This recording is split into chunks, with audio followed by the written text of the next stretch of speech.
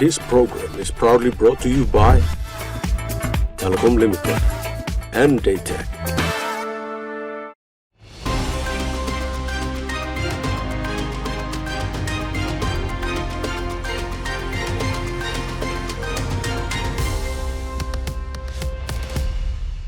This country and its people now enter independence and sovereignty, and as from now, we will be counted among the family of nations. We have talked about this day, we have planned for it, worked for it, and looked forward to it. I know that every man, woman, and child of our new nation shares this moment of pride and happiness with one heart to join in celebrating our independence. Papua New Guinea is now independent. The Constitution of the independent state of Papua New Guinea, under which all power rests with the people, is now in effect. We have at this point in time broken with our colonial past, and we now stand as an independent nation in our own right.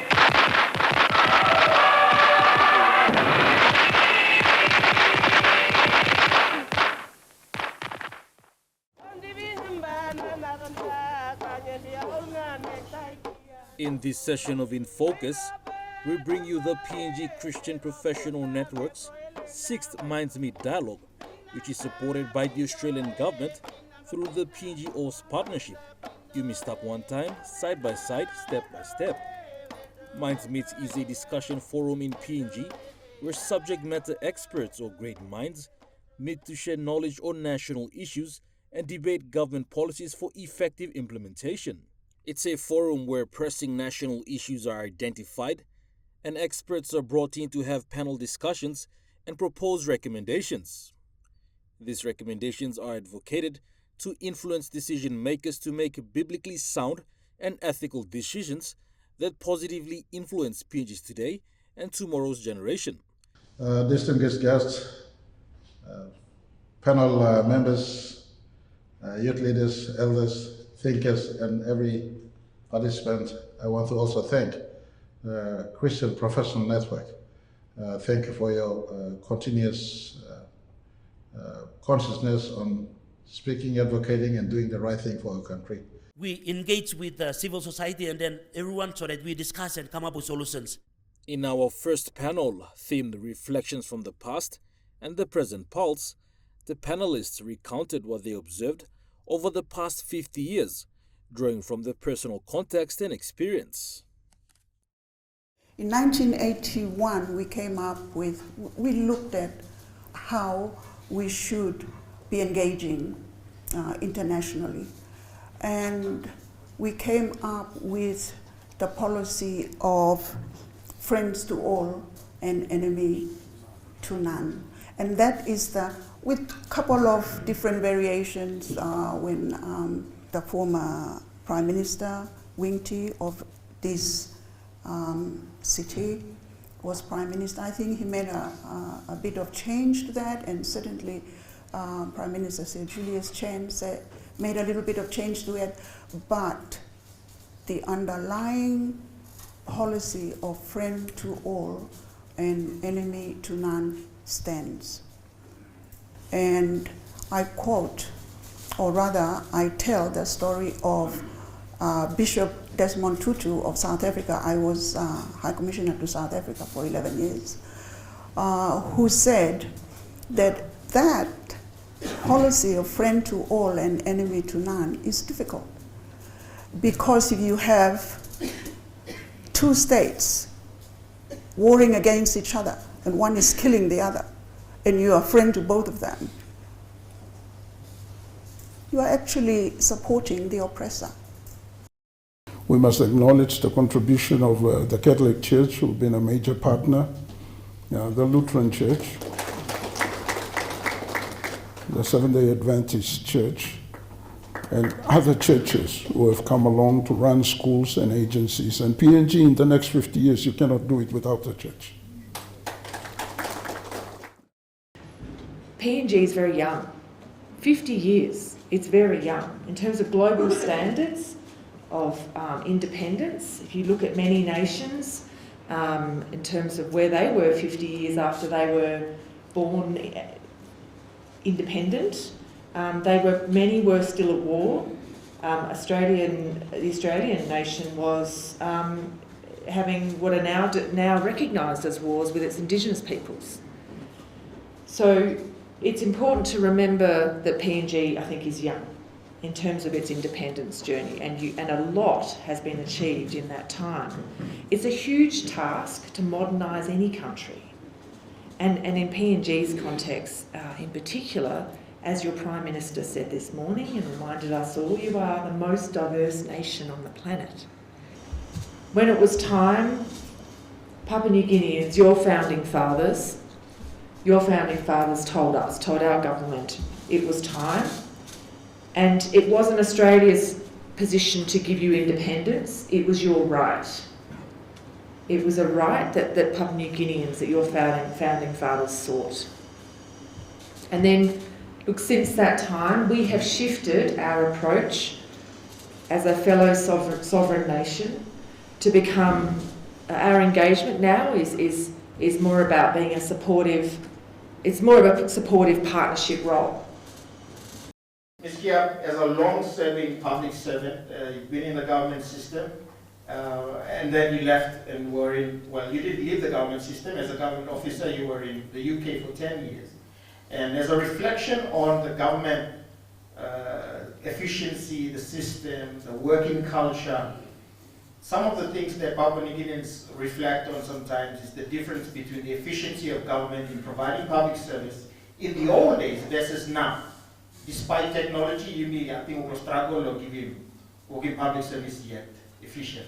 So what are some of the best things that you observe in the functionality of government in those days, where government functioned well and service was possible, it can be delivered quickly and efficiently and so on, versus now, where it's a bit of a struggle despite technology, it's a bit slow, lots of delays. So I put that question to you, if you can just give us a contrast of the old days and where we are now in terms of government efficiency in its function. Well, when I was with the government, so I'm going to speak now from the lens of Secretary to the National Executive Council, where I sat for actually 10 years and 9 months, it was over 10 years. And I think sitting there and having that, I would say, like a 360-degree view on how the government was functioning, not only nationally, but provincially as well. I would say that at that time things were simpler in the sense that mentally, if I can say, the mental space in administration at the time was the same. Now, if, let's say, I as secretary to the NEC send requests or instructions to other departments, it was done. They responded. That sort of thing. So things moved, this is my recollection, things moved. And there was a certain level of collaboration, understanding that we all work together, that sort of thing. I don't think we understood very much at that time that what we were doing was for the good of the people. I don't think we understood, I don't know what Penny was trying to say earlier, but the construct of government, even in 300 BC Greece, when Plato and Aristotle were trying to construct what government is like, and they were emphasizing the people. Government is for the people, government is to serve the people. I don't think we had that in our mental space in Waigani at that time, but we worked together. Now, when I was in London for 11 years, in charge of our relationship with not only UK, but Egypt, Cyprus, Israel, South Africa, and Zimbabwe, and representing PNG to 5 international organizations based in London, there I saw gaps. There I saw silence. I felt at that distance because you could not function over there without that support from the national government. It's not possible.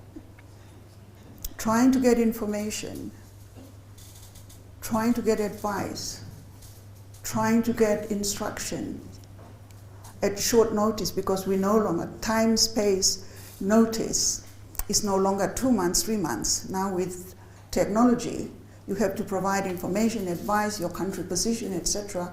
in 7 days or less. I was never able to get that kind of support from my government. I'm sad to say. That's why I'm saying we need to completely change.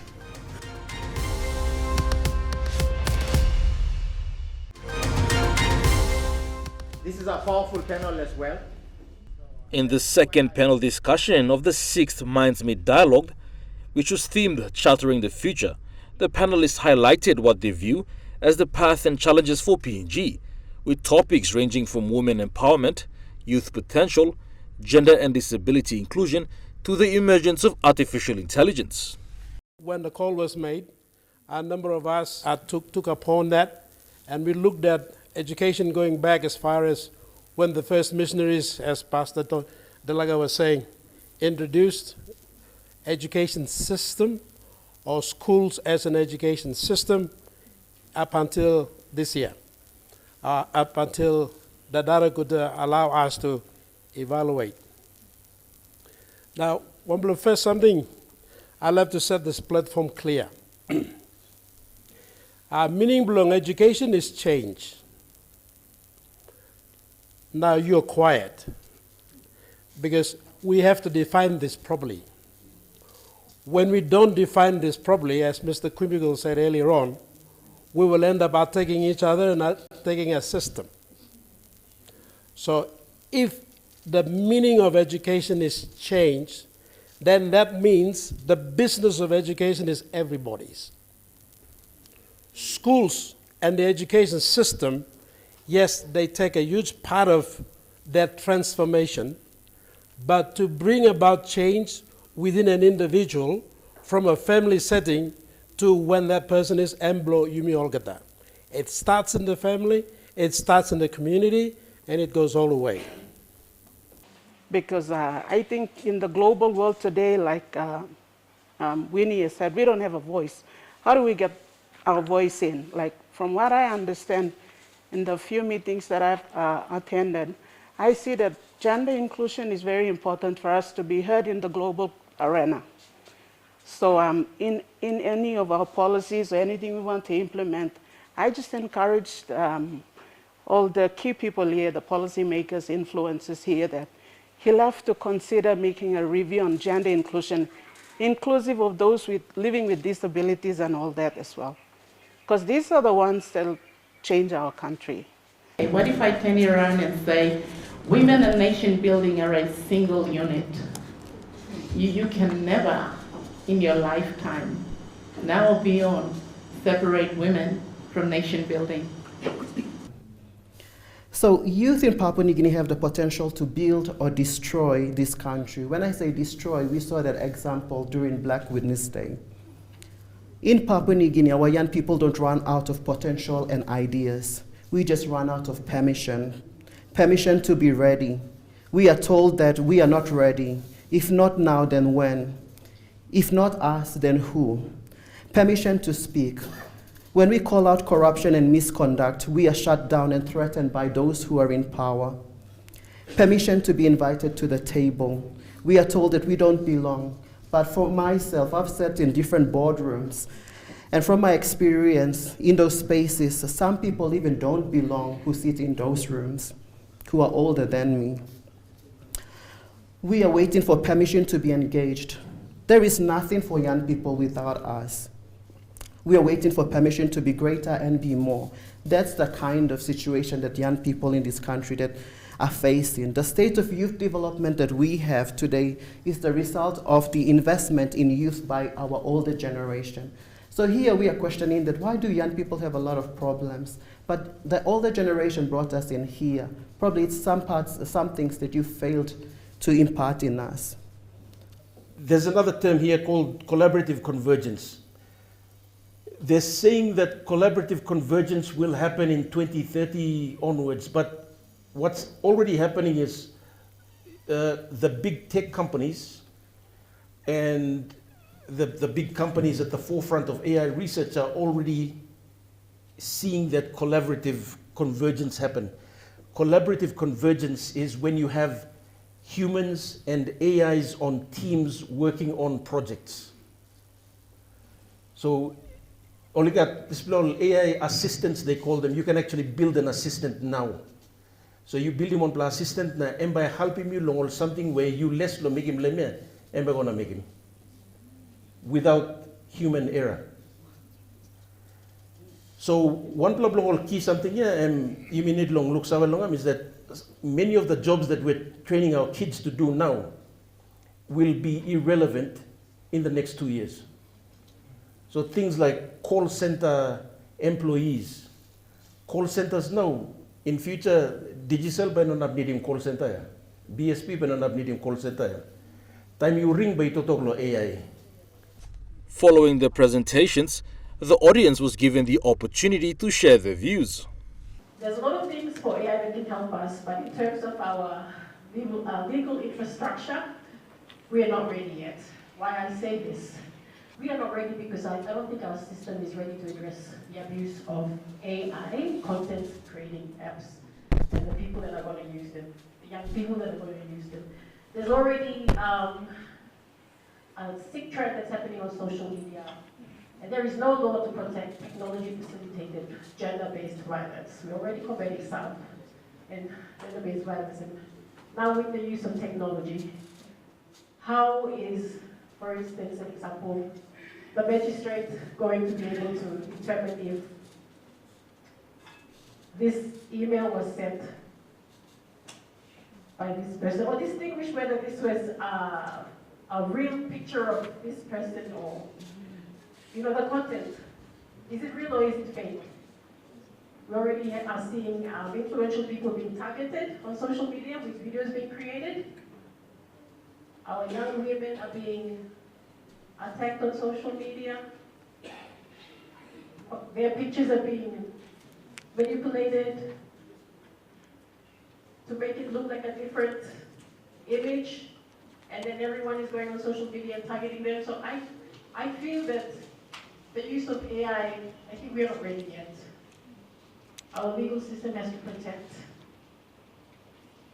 you know, our people, our young people, and those of us that are going to be using the platform. Thank you.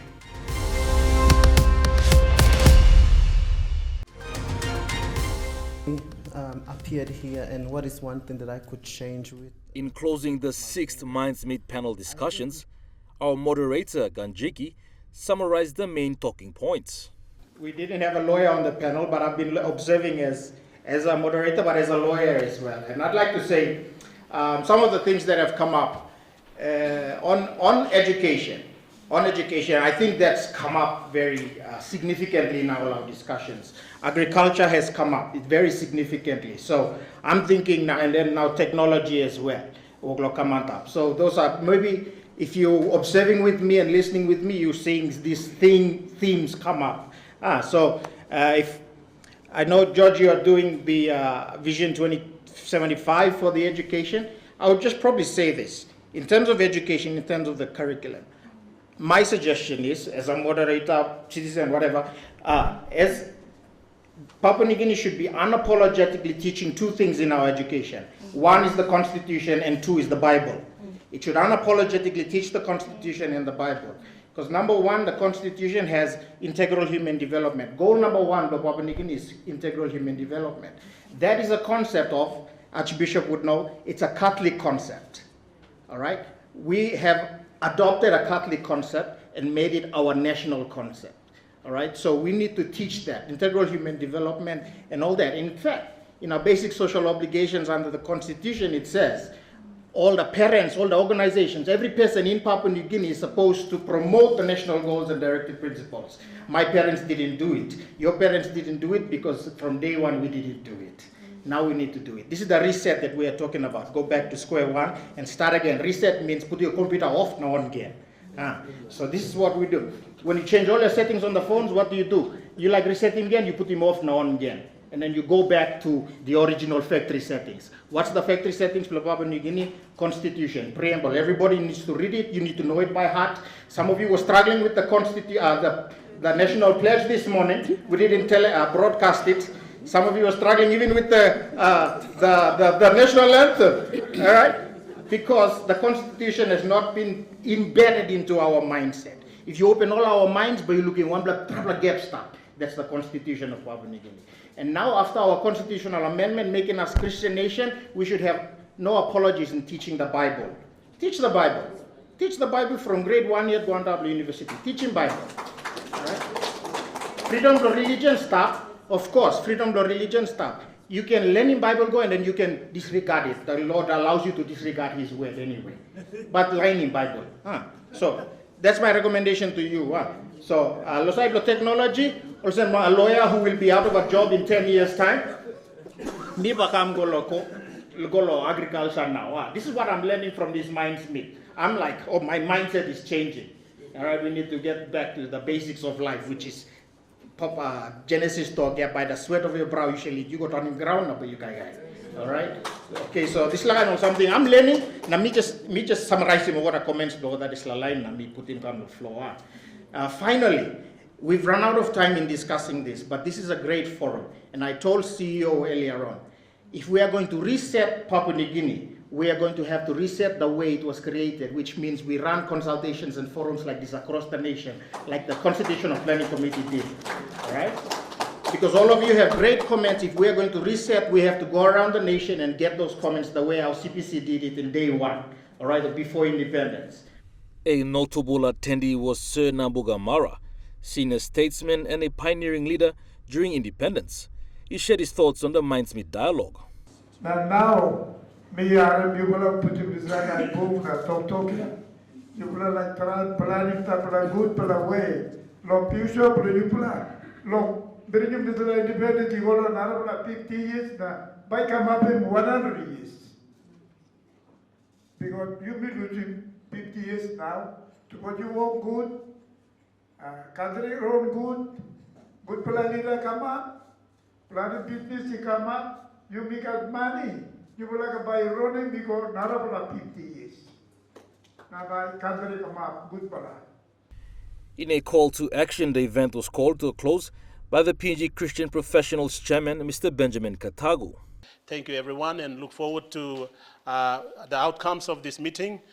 We would want to have it consolidated as a book that we want to do. I think our CEO and the team are planning to do a sort of like a book, so all your pictures and your contributions and the videos that we've watched will all be put together as a book and sort of like a formal proposal as well, a submission to, as our community development officer Rex Brian has said, we can put it together and send it to the government. And yes, we can continue to have such meetings. I think our next meeting will be in Rabaul. I think the CEO will announce that later. So you want me to do that? So it will be in Rabaul in November.